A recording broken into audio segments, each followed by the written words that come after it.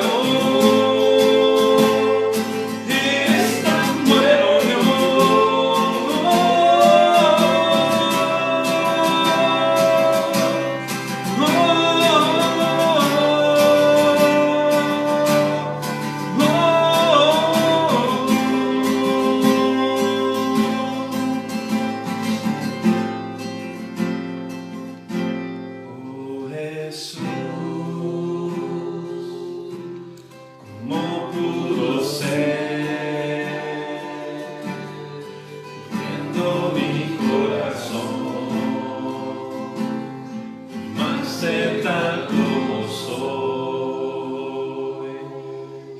Esa cruz, tu carta de amor para este pecador. Eres tan bueno, Dios.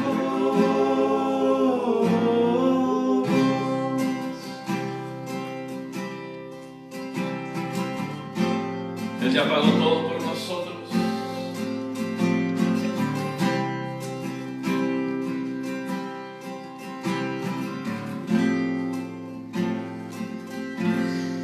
Me dices Salvador, es poco tu poder, Hijo débil hallo en mí, todo amas merecer.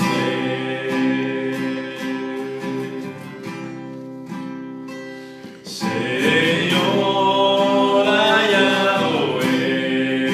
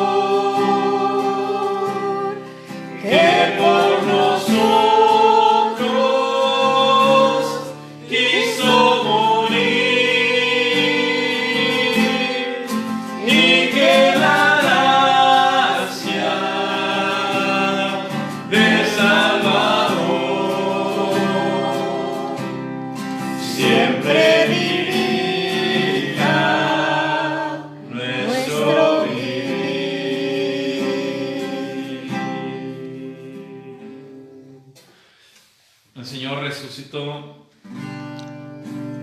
y porque Él vive, tenemos victoria. Dios no.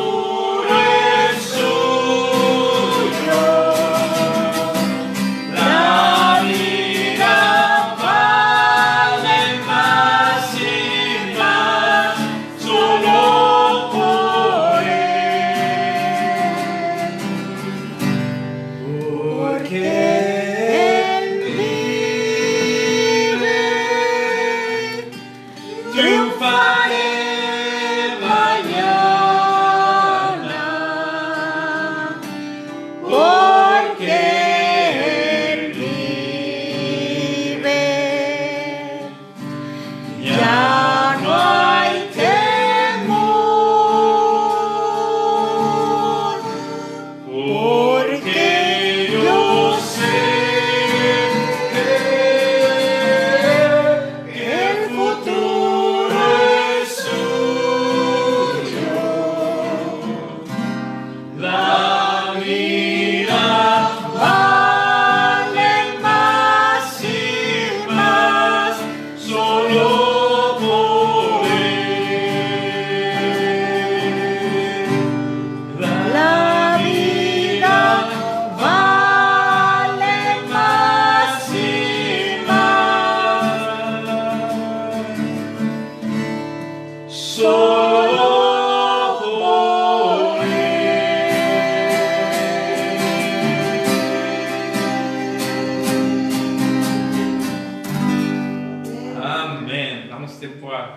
Pastor Espíritu. Buenos días en esta hermosa mañana. Hoy en todas partes o en muchas partes del mundo se celebra la resurrección de Cristo. Amén. Y todo el mundo habla acerca de la resurrección de Cristo. Pero hay algo acerca de la resurrección que como cristianos o como pueblo cristiano hemos hecho. Casi cada año la celebramos, pero como una tradición, como algo que sucedió en la historia. Pero yo pienso que la resurrección de Cristo nos enseña más que una celebración, que la recordemos cada año. Él resucitó para darnos la seguridad de nuestra salvación. Una salvación que el apóstol Pablo nos dice en Filipenses que debemos cuidar con temor y temblor. Amén. Y conforme vemos el mundo de hoy en día, celebramos. Pero yo me pregunto a mí mismo, ¿qué parte de nuestra vida cristiana, qué áreas de tu vida que tú tienes todavía la resurrección de Cristo no es una realidad? ¿Cuántos cristianos tienen áreas en sus vidas donde el Señor todavía no puede entrar, no lo dejamos entrar, no le permitimos que nos cambie? Y una de las áreas más difíciles en la vida del cristiano es la humillación.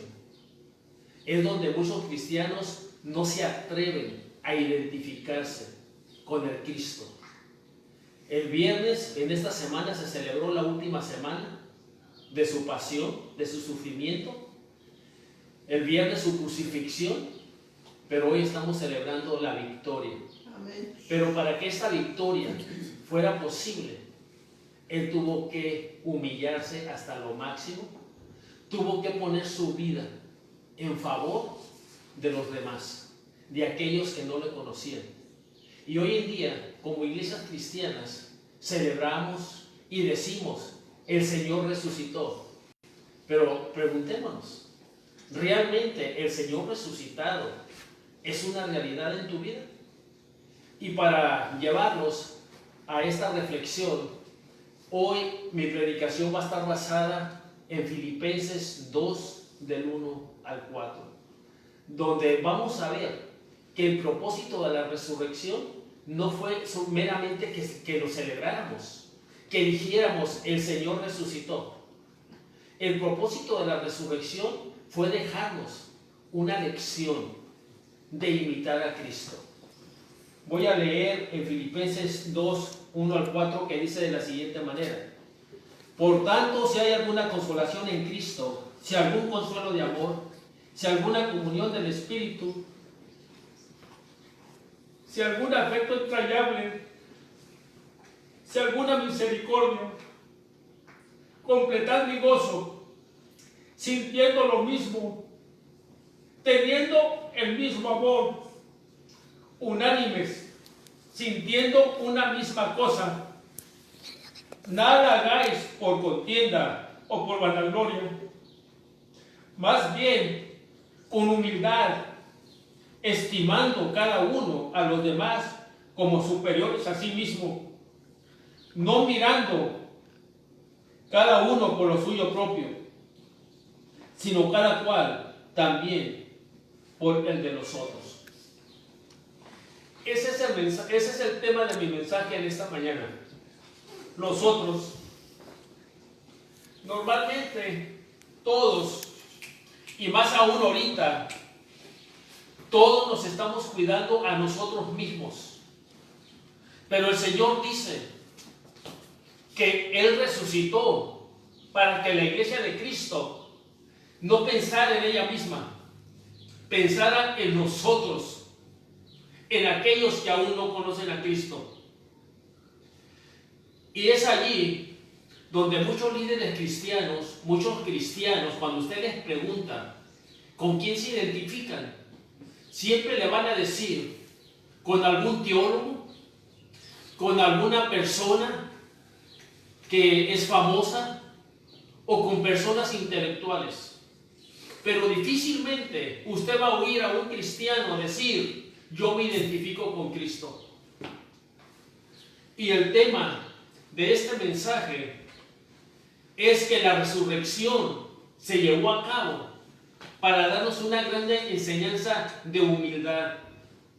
Y es algo que en muchos cristianos, en muchos pastores, en grandes líderes, nos hace falta. La humildad que hubo en Cristo Jesús. Hoy en día, la mayoría de la cristiandad quiere oír el evangelio de la prosperidad.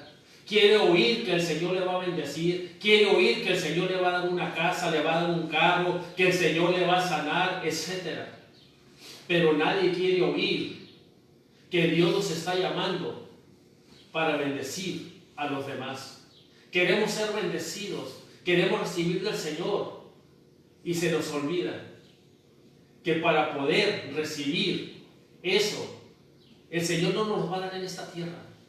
Él nos promete que todas esas riquezas en gloria en Cristo Jesús, dice, va a ser allá en el cielo o cuando Él venga.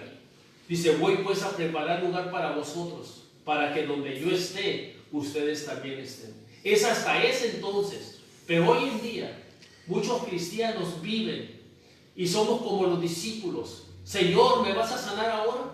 Señor, ¿vas a restaurar esta situación que estamos viviendo? Y el Señor le dice, no les importa a ustedes saber si voy a sanar o voy a quitar. Lo que les debe de importar es que yo resucité. Amén. Para que ustedes busquen el bienestar de los otros. El tema general de la carta a los Filipenses se llama Cristo, ejemplo de los creyentes. Hoy en día muchos cristianos y líderes se identifican con algún teólogo importante o líder sobresaliente y se convierten en sus seguidores físicos o físicamente a través de las redes y lo hacen notar compartiendo sus ideas y hablando acerca de estos personajes. Pero déjeme decirle que la palabra de Dios nos enseña que el único ejemplo verdadero a seguir es Jesús. Pero ¿por qué los cristianos o líderes cristianos en su mayoría no somos imitadores de Cristo? Por la misma razón que los que vivieron en sus días sobre la tierra no le siguieron y creyeron en Él. Hoy en día los cristianos se identifican con los grandes, con los sobresalientes, y Cristo no vino a este mundo como alguien importante, ni vivió como alguien importante, ni mucho menos murió como alguien importante. Estos 4 versículos de Filipenses 2, 1 al 4 nos van a enseñar la realidad que muchas iglesias no queremos entender, mucho menos practicar, porque somos como aquella iglesia en Apocalipsis, capítulo 3, versículos 17 al 14 al 22, la iglesia de la Odisea, autosuficiente ante su propia perspectiva. Pero Dios nos da el mismo consejo hoy en día a que esa iglesia arrogante. En el verso 18 de Apocalipsis 3 dice, por tanto, yo te aconsejo que de mí compres oro refinado en fuego para que seas rico y vestiduras blancas para vestirte y que no se descubra la vergüenza de tu desnudez y unge tus ojos con colillo para que veas. Hoy en día hay tanta arrogancia en los miembros de la iglesia, incluyéndonos a nosotros los pastores. Espero que esta reflexión en estos 4 versos nos abra los ojos a la realidad de lo que es el verdadero ministerio de Cristo a la humanidad. La grandeza de Dios no la veremos en sí mismo, lo veremos en su máximo esplendor, no en ser lo que Él es, sino que siendo lo más sublime de la creación, el dueño de todo cuanto hay en las 3 esferas, en el cielo, la tierra y debajo de la tierra, se humilló a sí mismo, tomando forma de siervo, hecho semejante a los hombres, y estando en la condición de hombre, se hizo obediente hasta la muerte y muerte de cruz. Es por esta razón que las iglesias cristianas no se identifican, ni quieren identificarse con su Señor. Hoy la iglesia quiere identificarse con el Cristo victorioso de los versículos 9 al 11 de Filipenses 2. En Filipenses 2, pero para participar de esa victoria hay un camino, y es el camino de la autohumillación en convertirnos en siervos de otros. Cristo nació, vivió, murió y resucitó por los otros. En Juan 10:16, Jesús describe la labor de la iglesia hoy día y dice de la siguiente manera: también tengo otras ovejas que no son de este redil. Aquellas, las otras, también debo traer. Oirán mi voz, habrá un rebaño y un pastor.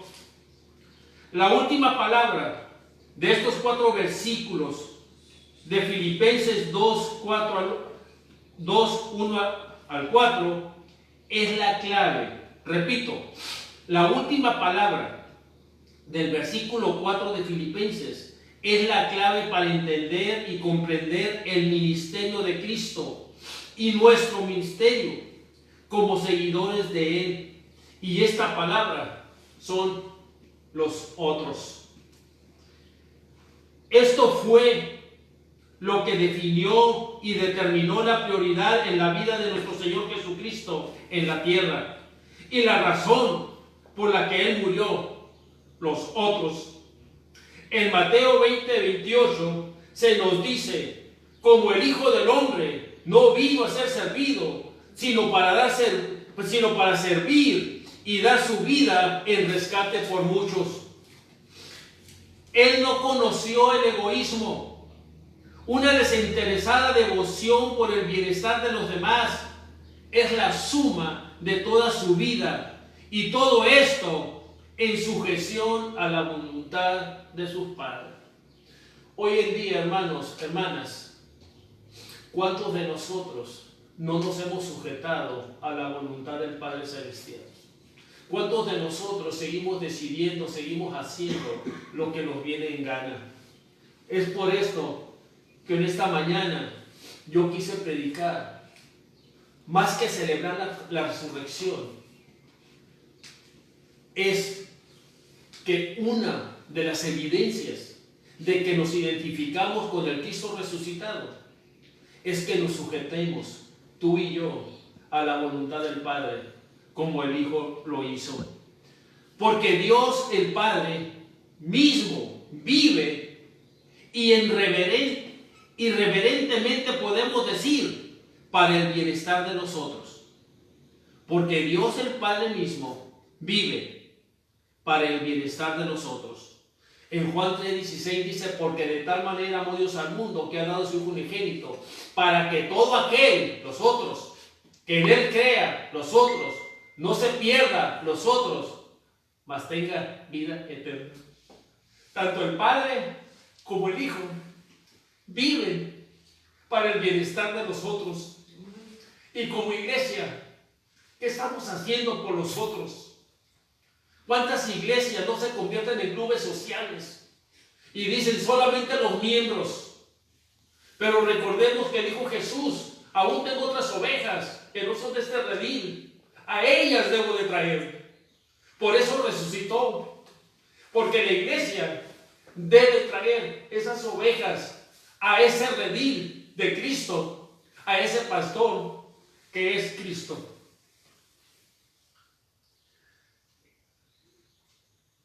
En otras partes de la Escritura dice: Él hace salir su sol sobre buenos y malos, hace llover sobre buenos y malos. Y si nos dio a su Hijo, ¿cómo no nos dará también con Él todas las cosas? Nosotros que somos incluidos con los otros, por quienes el Señor Jesucristo resistió todo. Qué maravilloso sería si todos nosotros siguiéramos sus pasos. Entonces nos encontraríamos llamados a vivir nuestras vidas por los otros incluso en vivir nuestras vidas en servicio por nuestros hermanos. En el primer verso encontramos la expresión, por tanto sí, y muchos la podrían entender que si quizás existiese en Cristo lo que sigue, pero no es lo que el texto dice, no lo pone en tela de duda. En ninguna manera implica que no hay consolación en Cristo, ni consuelo de amor, ni comunión en el Espíritu, ni afecto entrañable y misericordia por todos aquellos por los que Cristo murió. Por tanto, sí significa y tiene toda la fuerza, por cuanto en Cristo hay consolación, hay consuelo. Y si estas cosas son una realidad, cuán incongruente es para los creyentes actuar o vivir como si no existieran. Beber en el Espíritu de Cristo es como se ejemplifica la mente de Cristo. Juan 6:53 dice, el apóstol exhorta a los santos a llenar su copa de gozo, completando y gozo, y sintieran una misma cosa, teniendo el mismo amor y teniendo la misma manera de pensar. En Juan 6:53 es cuando el Señor dice, si no bebieras mi sangre y no comes mi carne, tú no puedes tener parte conmigo. Y esto es lo que Cristo pidió a su Padre en la oración intercesora, que fuéramos uno, para que todos sean uno, como tú, oh Padre, en mí y yo en ti, que también ellos sean uno en nosotros, para que el mundo crea que tú me enviaste. Hoy por hoy, la iglesia de Cristo está lejos de esta verdad y estamos más divididos que nunca, porque cada iglesia lucha y busca lo suyo propio, menos el bienestar de los demás. Cada denominación de las iglesias cristianas nos constata esta verdad de división y todos decimos que tenemos la razón. Y es muy evidente que los cristianos nunca tendrán el mismo punto de vista en todas las cosas. Estamos tan influenciados por nuestra habilidad y por el ambiente en que nos rodea, por la educación, por la medida intelectual y espiritual en la que hemos crecido.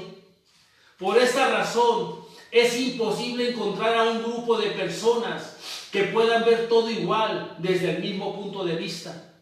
¿Cómo pues podemos ser de una misma mente? El apóstol explica en otra parte cuando dice, en 1 Corintios 16, mas nosotros tenemos la mente de Cristo. La mente de Cristo es vivir en humildad, considerarnos servidores de los demás. Y si todos tenemos esta manera de pensar, todos caminaremos en amor, considerándonos como siervos los unos de los otros, motivándonos en la fe los unos a los otros y a las buenas obras. Y esto es enfatizado en el tercer versículo, donde Pablo dice, nada hagáis por contienda o por vanagloria. Es posible en los versos 15 y 16 del capítulo 1, cómo se puede ver el control en los creyentes del espíritu de contienda. Dice, ¿cómo se puede ver el control en los creyentes, el espíritu de contienda y vanagloria, aún en conexión con las cosas de Dios? Pues dicen, unos predican a Cristo por contienda y otros por envidia. Pablo mismo nos provee de un hermoso ejemplo de la humildad de mente, de lo cual él habla y se regocija aún cuando Cristo es predicado por envidia y por contienda. Nada mejor contrasta a un seguidor del paciente y humilde Hijo del Hombre que a un espíritu de contención y vanagloria. Orgullo y palabras de amargura tomarán el lugar de Cristo si no nos humillamos. En una mente de autohumillación, como vemos en el Salmo 51:17. El corazón contrito y humillado no despreciarás, oh Dios. Cuando lo hagamos, entonces cuán imposible será que la contienda y la envidia entren a nuestro corazón. Pero cuán fácil es hablar o escribir acerca de esa autohumillación, pero qué difícil vivirla y practicarla. No está en el hombre natural el poder vivir lo que aquí se inculca o se enseña. El hombre en su carne siempre busca el primer lugar y lo establece como base para recordarse a sí mismo y a sus compañeros que lo bueno y lo excelente empieza en casa. Ahora, ¿qué es lo bueno y excelente? En este contexto, ser el número uno. Romanos 1:21 dice, pues habiendo conocido a Dios, no le glorificaron como a Dios, ni le dieron gracias, sino que se envanecieron y su necio corazón fue entenebrecido. Ese es el resultado cuando el hombre llega a tener el primer lugar en su vida. Pero los cristianos somos exhortados para mirar no por nuestro propio beneficio, sino por el beneficio de las otras personas. En un principio, es un principio de mucho peso y solamente lo obtendrán hombres espirituales que caminen y tengan comunión con aquel que descendió del cielo para manifestar su amor y servicio por los otros. En Juan 13:13-17, Jesús nos reta y nos dice, vosotros me llamáis maestro y señor y decís bien, porque lo soy. Pues si yo el señor y maestro, he lavado vuestros pies, vosotros también debéis lavar los pies los unos de los otros. Por ejemplo os he dado, para que como yo he hecho, vosotros también hagáis. De cierto os digo, el siervo no es mayor que su señor, ni el enviado es mayor que el que lo envió. Si saben estas cosas, bienaventurados seréis si las hiciereis. Concluimos. La verdadera felicidad es el resultado de una devoción desinteresada por el bienestar de los otros. Y debemos guardar esto en mente y recordar, seremos libres de experiencias desagradables como hijos de Dios en practicar estos principios.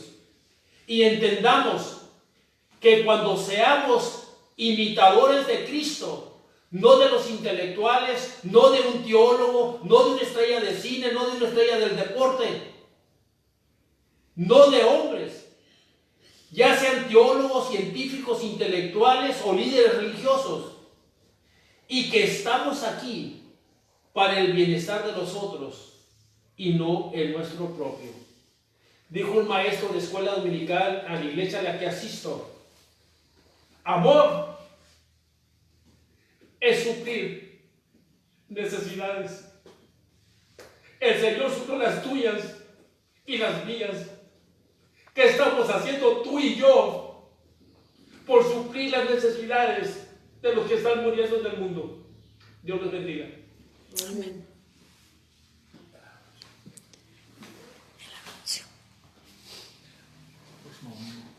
Anuncios para nuestra iglesia. Próximo domingo traigo la meditación. Vamos a hablar sobre lo que es la kenosis de Cristo. Está en Filipenses 2:5-8, para que vayan leyendo, vayan investigando. Ese va a ser nuestro tema, que es la continuación de esta predicación de esta mañana. Ese ejemplo que Cristo nos da, donde empieza, haya este mismo sentir que hubo en Cristo Jesús. A las 11, a la misma hora, el próximo domingo.